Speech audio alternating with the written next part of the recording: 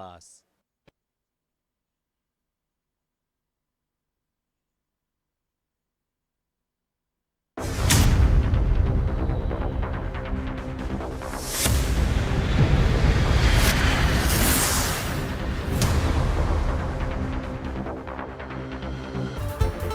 नमस्कार जिनकी में स्वागत आपका। मैं हूं योगेंद्र। आप देख रहे हैं खास खबर, और खास खबर में हम बात करेंगे पुतिन के भारत दौरे की। ये दौरा काफी महत्वपूर्ण होगा। हालांकि इससे पहले भी रूस के राष्ट्रपति दौरा करते रहे हैं और एक बार फिर, लेकिन अभी के परिप्रेक्ष्य में बात करें तो जिस तरह की ग्लोबली स्थितियां चल रही हैं, ट्रेड वॉर, और खासकर अमेरिका को इंगित करना चाहूंगा, उसके जो तलखी भारत के साथ में है, या फिर कहूं संबंधों में ट्रम्प साहब ने कुछ कड़वाहट पैदा की है। हालांकि भारत अपनी ओर से पूरी कोशिश भी कर रहा है, और वो जो थोप रहे हैं उस बीच ये यात्रा काफी महत्वपूर्ण मानी जा सकती है। भारत ने बिना किसी चीज की परवाह किए दोस्ती, और यूं कहूं तो एक सच्चा और एक लंबे समय से दोस्ती निभाने वाला मुल्क रसिया है हमारे साथ में। तो उसके विभाजन से पहले से लेकर आज तक किसी भी तरह की कोई बाधा नहीं रही है। और ऑपरेशन सिंदूर के दरमियान की भी बात करें तो बेझिझक रूस ने भारत के पक्ष में अपना रोल प्ले किया।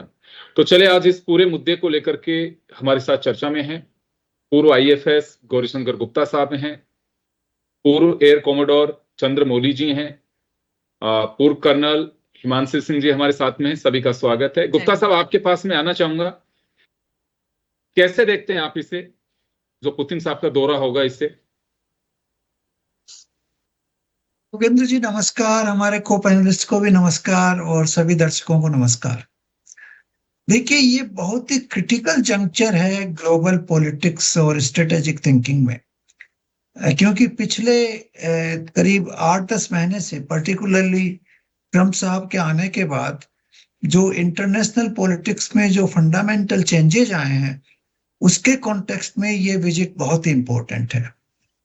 आप देखिए, हमारे और पहले सोवियत यूनियन और उसके बाद रसिया के रिलेशंस बहुत स्टेबल और बहुत रिलायबल फ्रेंडशिप रही है। ये 23rd इसको कहते हैं annual consultation at the level of head of state. So एक 23rd कंसल्टेशन होगा। इसके पहले प्राइम मिनिस्टर मोदी गए थे रसिया, तो वहां पे हुआ था। लेकिन पुतिन साहब हमारे यहाँ पिछले 4 साल से नहीं आ पाए थे। उनका लास्ट विजिट 21 में था, और उसके बाद आप जानते हैं कि यूक्रेन का वार चालू हो गया था, और फिर आईसीसी का वो एक इश्यू आ गया था बीच में, और उसके बाद पुतिन साहब ने विदेश का ट्रेवल बिल्कुल करीब करीब बंद कर दिया था। सिर्फ उन्होंने एक चाइना का, एक मंगोलिया का और एक नॉर्थ कोरिया का विजिट इस बीच में किया है। और ये भारत का विजिट होगा इस पूरे 4 साल के दौरान, ये सबसे पहला विजिट होगा। तो ये दिखाता है कि हमारे, और अगर आप रिकॉल करें तो मोदी जी ने भी इस नए इलेक्शन के बाद, मई के बाद लास्ट ईयर, पहला विजिट रसिया को उन्होंने पे किया था। तो हमारे रिलेशंस बड़े फर्मली उसके ऊपर कहते हैं special privileged strategic relationship, that is what we have. और पिछले कुछ वर्षों में तो ये रिलेशनशिप और भी स्ट्रांग हुई है। आप देख रहे हैं कि अभी S-400 जो हमने 5 स्क्वाड्रन वहां से मंगवाई थी, वो ऑपरेशन सिंदूर में बहुत जबरदस्त कामयाबी उनसे मिली है। उनमें 3 स्क्वाड्रन आई थी, 2 अभी आई नहीं है, 2 आ जाएंगी। और अभी प्रपोजल चल रहा है कि हम 5 स्क्वाड्रन और ऑर्डर करें, और सरफेस टू एयर मिसाइल्स की काफी संख्या में ऑर्डर करें। इसके अलावा रसिया ने Su-57 जो उनका 5th जनरेशन फाइटर एयरक्राफ्ट है, वो पूरी टेक्नोलॉजी और मैन्युफैक्चरिंग फैसिलिटी के साथ ऑफर किया है। अब उसके ऊपर भी मैं सोचता हूँ कि हमारी आर्मड फोर्सेज में, डिफेंस मिनिस्ट्री में संवाद चल रहा होगा कि इसके लिए क्या किया जाए, क्योंकि काउंटर ऑफर यूएसए से है जो F-35 का ऑफर इंडिया को देना चाहते हैं। तो वो इवेल्युएशन, उसमें तो अभी समय लगेगा। और इसमें अभी मुद्दे जो प्रेजेंटली आए हैं, ये 2 चीजें तो आएंगी जो आर्मामेंट से रिलेटेड है। इसके अलावा यूक्रेन वार का जो 28 पॉइंट फॉर्मूला ट्रम्प साहब ने किया है, उसके बारे में आप को सबको पता ही होगा कि अभी एस जयशंकर जी ने फोन पे यूक्रेन के विदेश मंत्री से भी बात की थी। ऑब्वियसली उनकी वो राय जानना चाहते होंगे, तो वो डिस्कशन होगा हमारे यहाँ पे जब पुतिन साहब आएंगे कि इस वार को किस तरह से निपटाया जाए। और मोदी साहब का इसमें इनडायरेक्टली रोल रहा है, वो ओपनली नहीं आए हैं लेकिन इनडायरेक्टली दोनों पक्षों के साथ उन्होंने कोशिश की है।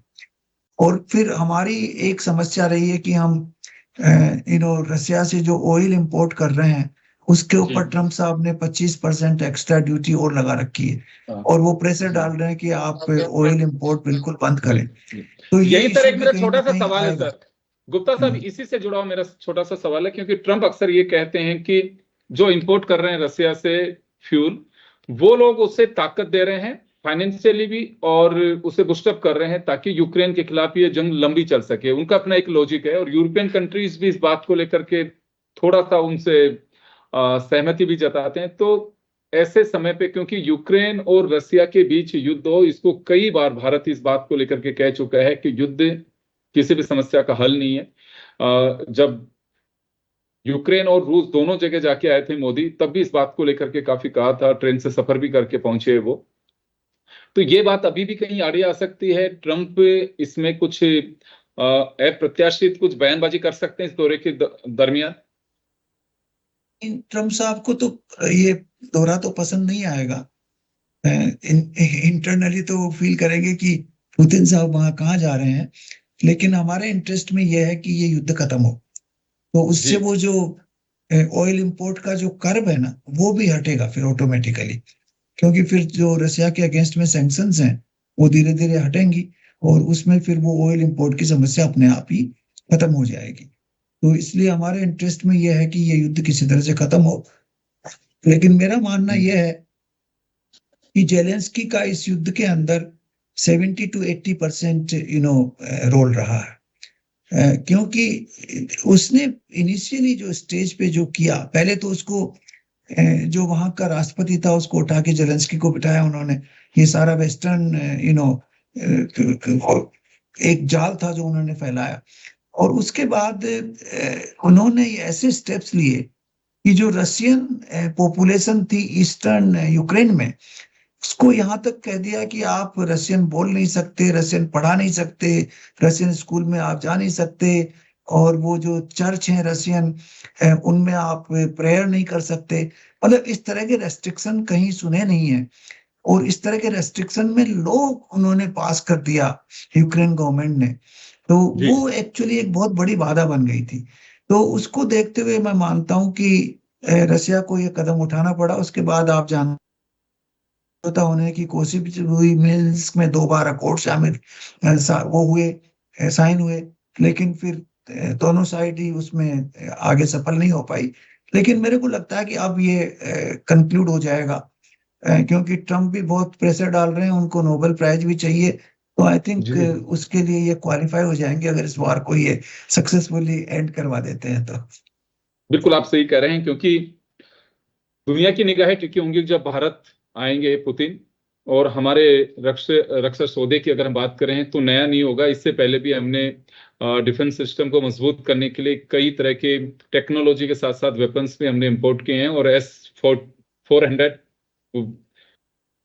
उसकी टेक्नोलॉजी और उसको इंपोर्ट किया। 5 S-400 की बात हो रही है, लगभग 10,000 करोड़ के डिफेंस डील इस दौरे के दरमियान हो सकती है, ये बड़ी बात सामने आ रही है। मैं चंद्रमौली साहब का रुख करना चाहूंगा। सर, आपके पास में आना चाहूंगा। रसिया के साथ में मैंने भी 2 एक्सरसाइज कवर की है यहाँ पे, जब फील्ड फायरिंग रेंज महाजन में हुई वो। तो टेक्नोलॉजी चाहे कोई भी हो, मिग भी जैसे मिले हमें पहले, तो उस दौर के काफी मजबूत और एक यूं कहूं कि डिफेंस सिस्टम के लिए काफी महत्वपूर्ण थे। धीरे धीरे चले समय के साथ में चीजें चली जाती हैं। आज नई टेक्नोलॉजी के साथ में आ रहे हैं हेलीकॉप्टर, हमने उनसे लिए। अभी रक्षा डील होगी, पुतिन जब आएंगे, ये पहले से पूरी स्ट्रेटेजी तय हो चुकी है। तो क्या मानना आपको कि made in make in India की जो हम एक कॉन्सेप्ट लेके चल रहे हैं, उस पर भी थोड़ा फोकस करना होगा सरकार को। जी हाँ, जय हिंद दर्शकों। आपने ये सही कहा, लेकिन मिलिट्री के पहले मैं 1 मिनट लूंगा about the international relation. Yes sir, sure sir. तो रशिया है जो भारत में आने का, जो अभी गुप्ता सर ने जो बताया हुआ है, इसके एडिशन में ये कहना चाहता हूं कि ट्रंप का जो प्रेशर F-35 का था, तो वो धीरे धीरे उसको डाइल्यूट करके, और जैसे उन्होंने बताया था हम Su-57 जा रहे हैं, बिकॉज इक्वल, मतलब जब जनरेशन के जहाज बनते हैं तो कोल्ड वॉर कंट्री उस जमाने की और आज की रशिया जो चाइना है और उधर की जो यूरोप एंड अमेरिका है, ये लोग साथ साथ ही डेवलप कर लेते हैं। तो जो जनरेशन 3, जनरेशन 4, तो डिप्लोमेटिक रिलेशन की जो बात कर रहा था, आप चाइना को मत भूलिए। चाइना, जब मोदी साहब चाइना वहां गए थे और ये तीनों लीडर वहां मिले थे, तो इनकी बॉडी लैंग्वेज से ट्रम्प साहब बहुत दुखी थे। तो चाइना उसके बाद में हाथ बढ़ाया हमारे तरफ में, हमारी फ्लाइट्स शुरू होने वाली है और उनकी फ्लाइट शुरू होने वाली है, वीजा रूल थोड़े इजी होने वाले हैं, तो ये भी खटक रहा है। और आप समझो कि ट्रम्प साहब ने भी चाइना के साथ में भी मीटिंग शुरू कर दी है और मिलने वाले हैं दोनों लीडर्स। सो रशिया को यहाँ आकर के हमारे साथ में एक स्ट्रॉन्ग टाई बनाना बहुत जरूरी है, क्योंकि ट्रम्प साहब जो चाइना को हेट करते थे, अब चाइना के पास में वो भी घुसने वाले हैं। वो चाहते हैं कि किसी तरह से चाइना का जो टैरिफ लगाया हुआ है, तो वो इसको शी जिनपिंग को ज्यादा फर्क नहीं पड़ता है, क्योंकि उसका मार्केट काफी ज्यादा पूरे हिंदुस्तान वर्ल्ड में फैला हुआ है। लेकिन उन्होंने रिलेशन कर दिया ट्रंप और शी जिनपिंग, इसलिए पुतिन साहब का हिंदुस्तान भारत में आना बहुत जरूरी है। ये थोड़ा डिप्लोमेटिक। इसके साथ साथ मैं ये आपको याद दिलाना चाहता हूँ, यकीन दिलाना चाहता हूँ कि मोदी साहब को कुछ ही समय में डिक्लेयर किया जाएगा कि आप जाकर के ये वॉर का शांति दूत बनो और करो उसको। एंड आई एम श्योर, क्योंकि रशिया के साथ में कोई है नहीं, अमेरिका के साथ कोई जाएगा नहीं, ये जाएंगे मोदी साहब, और ये ऑलमोस्ट न्यूट्रल है। इस वॉर को एंड कराने मोदी साहब जाएंगे, चाहे 1 महीने में जाए, चाहे 6 महीने में जाए, लेकिन finally world will look at India. अब करते हैं मिलिट्री पे।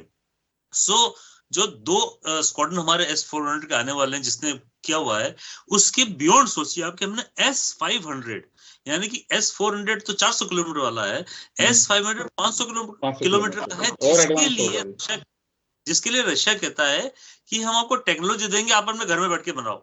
सो हम बनाएंगे, और शायद लाइसेंस पे हम लोग एक्सपोर्ट भी कर सकते हैं, जैसे हम लोग Su-30 पे बना रहे हैं, एक्सपोर्ट नहीं कर रहे हैं, लेकिन हो सकता है कि S-500 एक्सपोर्ट करें। पर एक्सपोर्ट नहीं भी करें तो अगले साल 2 साल में हमारे पास S-500 हमारे पास हो जाएंगे।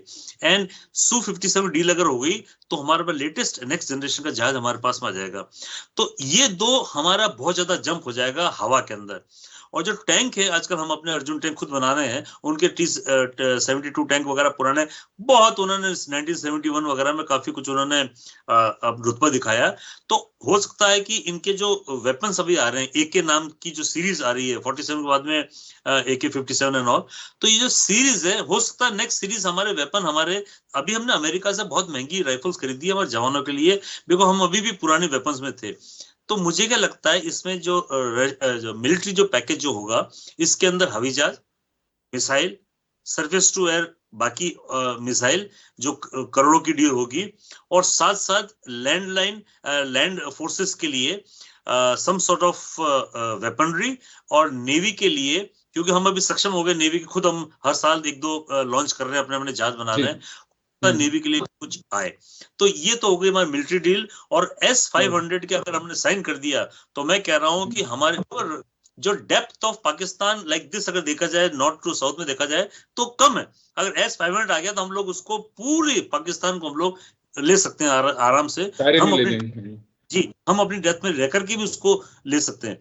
तो ये अच्छा डील हो जाएगा अगर हमारे पास में होगा। तो लेट्स होप कि 4 और 5 तारीख को उनका जो पूरा डेलीगेशन आ रहा है, हर उसमें वो साइन करेंगे। एंड वी आर इंटरेस्टेड कि हम लोग डिफेंस, एंड लास्ट इज जो पेट्रोलियम जो खरीदा जा रहा है, जबरदस्ती ट्रम्प साहब कह रहे हैं हम ये कर दूंगा, वो कर दूंगा, तो हम ट्रिक तो अपना रहे हैं कि किसी तरह से लैंड से लें या उधर से लें, थ्रू ईरान से लें, कुछ कोशिश जारी है। लेकिन ये अगर हमने सक्सेस कर लिया है, क्योंकि पेट्रोलियम ही नहीं कि रशिया की वो जो अपनी इकोनॉमी डाउन हो गई, पेट्रोल बंद हो जाएगा, वो बहुत ज्यादा चीज एक्सपोर्ट करता है, वो रशिया वेपन्स है, ये है, वो कई चीजें एक्सपोर्ट करता है। तो हम चाहते हैं कि ये डील सक्सेसफुल हो जाए, और 4 और 5 को आप ही हमको बताओगे कि क्या क्या उस टाइम पे हुआ है, and let's hope for the best. बिल्कुल, निश्चित रूप से देखिए, उम्मीद पे दुनिया टिकी हुई है, और ये दौरा काफी महत्वपूर्ण। 2021 में जब आए थे, 2023 में G20 के समिट में भी वो नहीं आ पाए थे, क्योंकि उस समय काफी हर्डल्स भी चल रही थी। हिमांशु जी, आपके पास में आना चाहूंगा, कितने आश्वस्त हैं हम जो डील हम चाहते हैं, और खासकर टेक्नोलॉजी के लिए जिस तरह से ऑफर दिया है कि आप खुद भी बना सकते हैं। हम राइफल्स के लिए और मिसाइल्स को लेकर के वहाँ की टेक्नोलॉजी से पहले भी हम कुछ तैयार कर चुके हैं, तो ये कुछ अपग्रेड वर्जन और उनको लेकर के भी आपको लगता है कि कुछ चर्चाएं हो चुकी होंगी? क्योंकि ये औपचारिक चर्चाएं और डील होंगी, जो कुछ प्लेटफॉर्म बनना था वो बन चुका, दोनों तरफ के रणनीतिकार अपनी शेयरिंग हो चुकी है उनमें। लेकिन हम एक उम्मीद की अगर बात करें, जैसे चंद्रमौली साहब ने कहा, तो क्या हमें अपेक्षाएं हैं रसिया से अभी? जय हिंद। देखिए, रशिया का ये जो दौरा है ना, ये सिर्फ मिलिट्री तौर पे ही मजबूती नहीं दे रहा है हमें, इसके और भी बहुत सारे आयाम हैं, जिसमें कि एक सबसे बड़ा आयाम जो मुझे दिखता है कि बहुपक्षीय विश्व व्यवस्था में भारत का जो स्वतंत्र हम आजकल रूप देख रहे हैं, वो भी कहीं ना कहीं इसमें बड़े तौर पे रेखांकित हो रहा है। क्योंकि जिस तरह के हालात विश्व में चल रहे हैं, उसको देखते हुए अगर पुतिन इंडिया आ रहे हैं, और जिस तरह के डील्स का जो हम कायस लगा रहे हैं, जैसा आपने कहा कि बातचीत हो चुकी होगी, तो बातचीत डेफिनेटली हो चुकी होगी। क्योंकि जब एक मीटिंग इस तरह की कंफर्म होती है, और पुतिन जैसा कद्दावर नेता जो कि ट्रंप के साथ भी अलास्का की मीटिंग को अपने टर्म्स न होने की वजह से रफा दफा कर सकता है, और वो भारत खुले दिल के साथ आकर अगर समझौते कर रहा है, तो कहीं ना कहीं भारत का जो स्टेटस है वो पूरे विश्व में और एक लेवल ऊपर जाएगा। और उसके अलावा देखिए, जैसा सर बता रहे थे कि S-400 मिसाइल सिस्टम हो गए, और उसके अलावा जो 5 और स्क्वाड्रन्स की बात हो रही है, इसके अलावा एक सबसे सुंदर बात यह है कि अभी रशिया ने अपने कुछ पनडुब्बियों का, जिनको परमाणु शक्ति से चलाया जाता है, का परीक्षण किया था, और जिसको लेकर पूरे विश्व में एक बहुत ही खलबली मच गई थी कि ये फर्स्ट इन द वर्ल्ड हुआ था कि खुद फिशन की शक्ति से चलने वाली मिसाइलें और पनडुब्बियां इन्होंने बना ली हैं।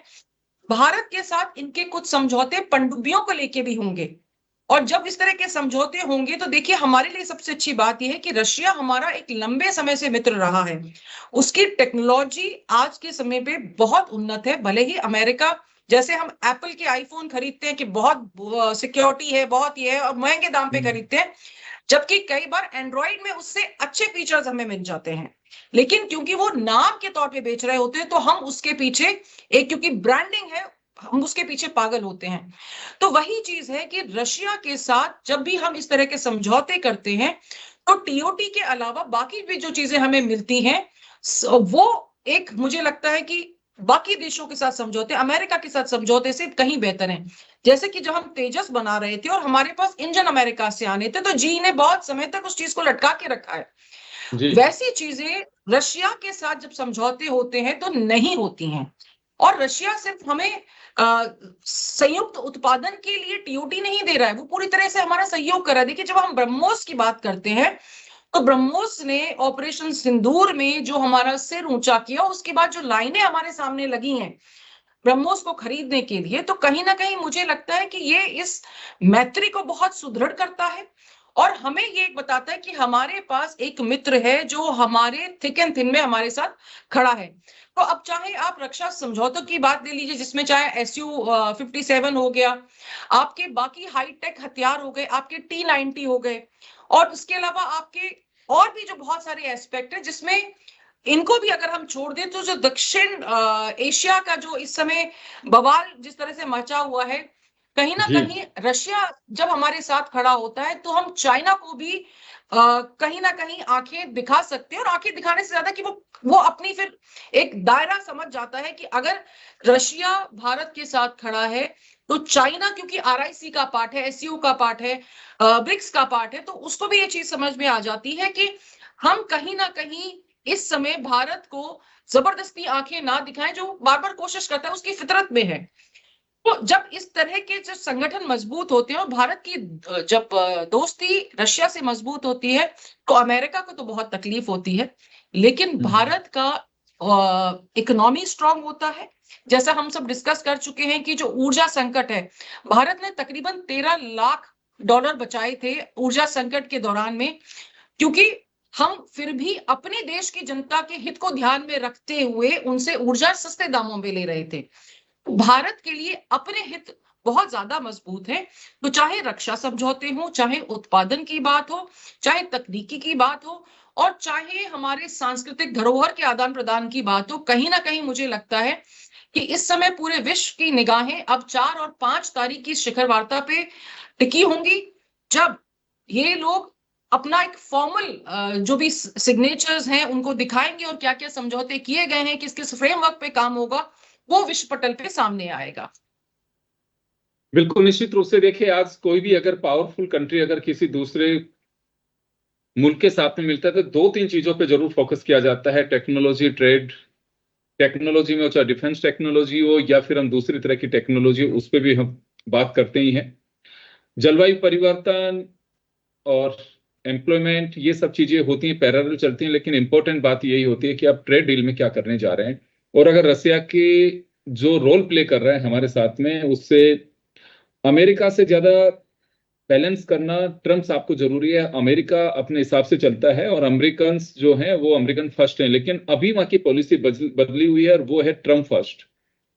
यही सब दुनिया के सामने एक बड़ा एक ग्लोबली चेंज है कि ट्रम्प का अपना एक एजेंडा चल रहा है, अमेरिका का एजेंडा कम है, उसमें ट्रम्प का एजेंडा ज्यादा। उसी के तरह है चाइना को भी जिस तरह से दोस्ती का हाथ बढ़ाने की कोशिश कर रहा है अमेरिका। चाइना बहुत स्मार्ट है, वो भी जानता है कि ट्रम्प कब धोखा दे सकते हैं।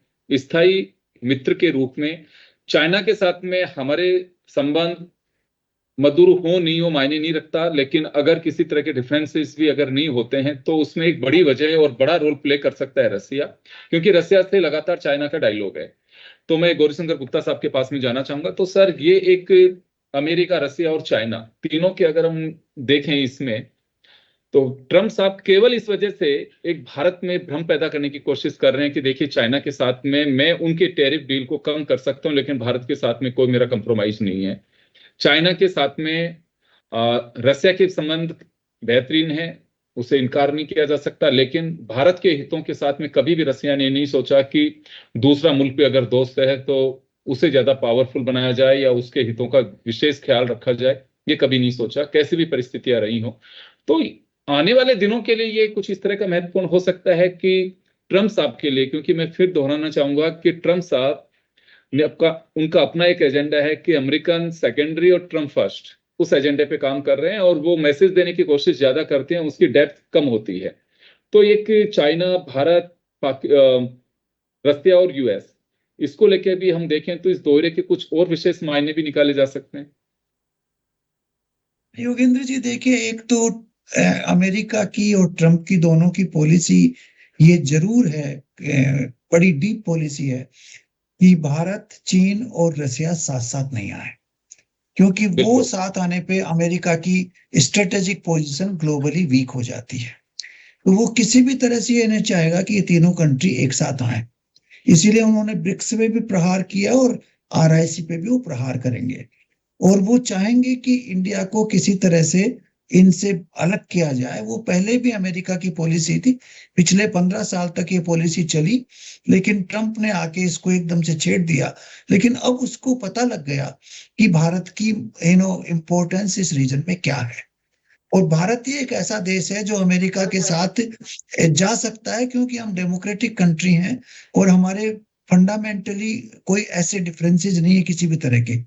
तो भारत को जो है साथ में लेके चलना ट्रम्प के लिए अनिवार्य है, और मैं पूरी तरह से मानता हूं कि इस विजिट के बाद ट्रम्प फिर भारत को कुछ ना कुछ अट्रैक्शन देगा कि हमारे रिलेशन स्ट्रॉन्ग हो।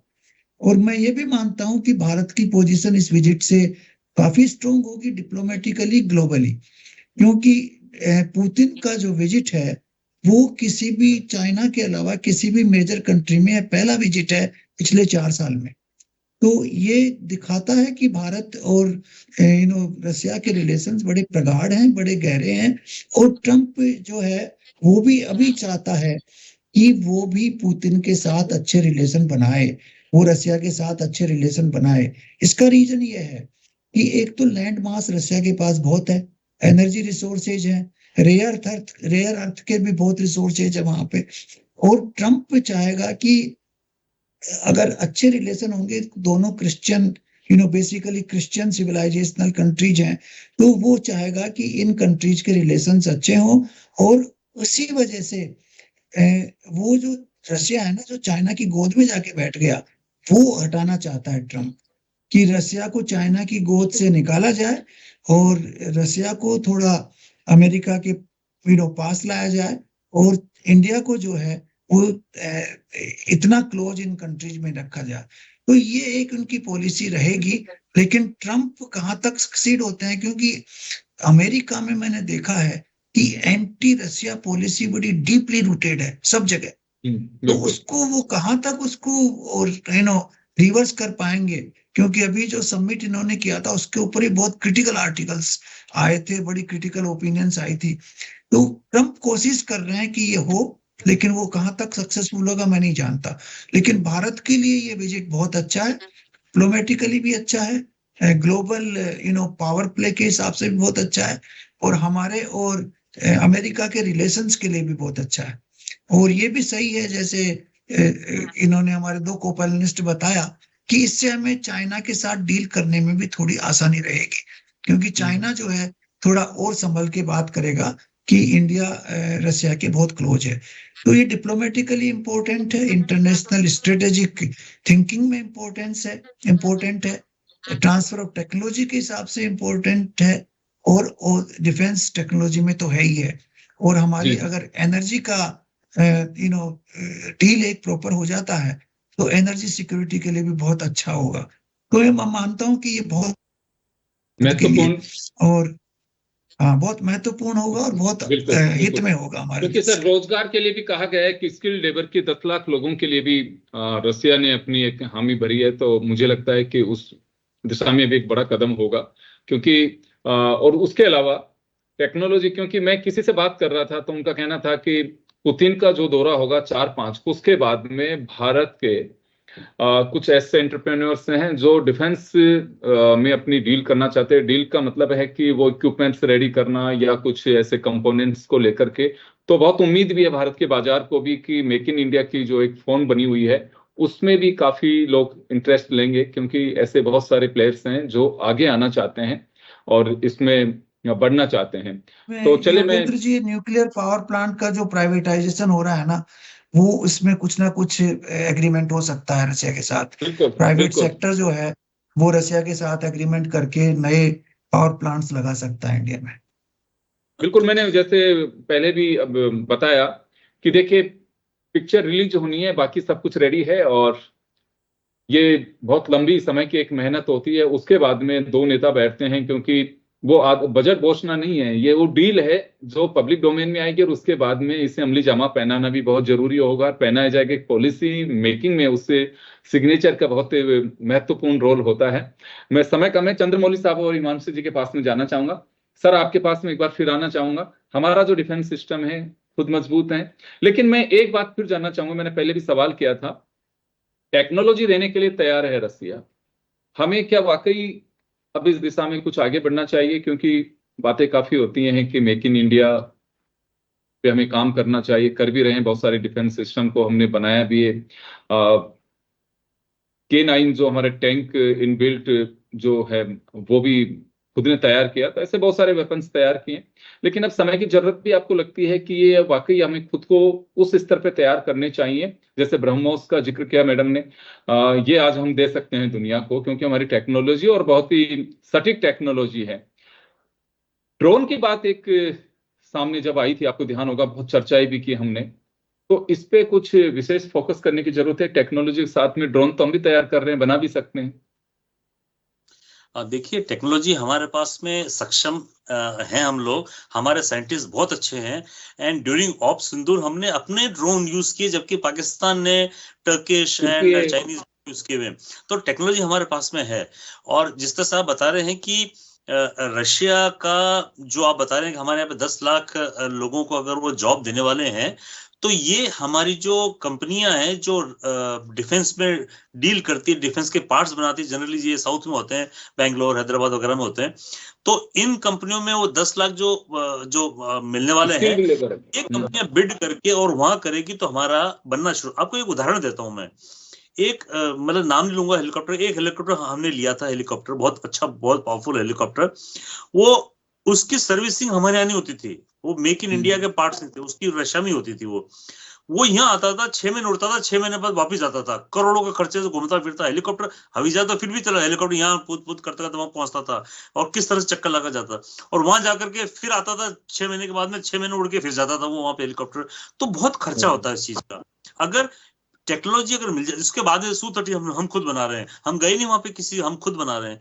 तो टेक्नोलॉजी ट्रांसफर के लिए जो आपने प्रश्न किया है, ऑब्वियसली टेक्नोलॉजी ट्रांसफर अगर होती है तो हमारे देश को बहुत फायदा, बहुत बचत, और हमारे खुद के लोगों में नॉलेज इसका डेवलप हो जाता है कि आगे चल के हम अपना खुद का अपना इस तरह का हथियार औजार कुछ बना सकते हैं।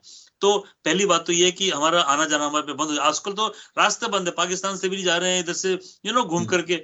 तो एक तो ये हो गया। दूसरा, जी हाँ बताइए, कंटिन्यू करिए सर, समय थोड़ा कम है, मैं मैडम के पास में जाऊंगा। ठीक है, मैंने बता दिया टेक्नोलॉजी ट्रांसफर होनी चाहिए। और जो आप बता रहे हो 10 लाख लोगों को जो जॉब मिल रहा है, मुझे लगता है कि ये जो हमारी कंपनियां हैं वो यहीं पे रह करके रशिया और उन कंपनी के बीच में कोई बायलैटरल होगा सेटलमेंट, और उन लोगों को जॉब भी मिल जाएगा, और यही हमारे इंडिया के अंदर बनना शुरू हो जाएगी चीजें, और हमारे लिए फायदा होगा बहुत ज्यादा।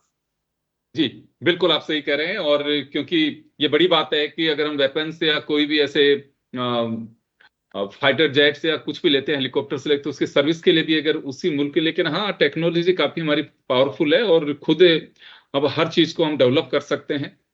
टेक्नोलॉजी हमारे यहाँ पे भी ज्यादा हो रही है, बट कुछ चीजें ऐसी हैं जो हम दूसरों से लेते हैं। और ये देखिए एक आदान प्रदान है, ग्लोबली ओपन मार्केट इसी बात का है कि कोई टेक्नोलॉजी बना रहा है, कोई इक्विपमेंट्स बना रहा है, तो वो सब कुछ है। मानसी मैम, आपके पास में आना चाहूंगा। आजकल सटीक निशाने के साथ में टेक्नोलॉजी है कि आपको रिकॉग्नाइज करके, आप फेस रिकॉग्नाइज करके, अभी आपको ध्यान भी होगा कुछ इस तरह के वेपन्स भी हैं खासकर ड्रोन में, कि वो आपको आइडेंटिफाई करेंगे चेहरे से कि हाँ हमारा जो टारगेट ये है और इसको जाकर के सटीक निशाने पे करना है। ऑपरेशन सिंदूर में भी इसके आसपास की चीजें रही है हमारी। तो ये टेक्नोलॉजी भी रसिया के पास में, इजराइल के साथ साथ यूएस के पास में भी है। तो अभी हम उसमें 2 कदम आगे बढ़ सकते हैं इस डील के बाद।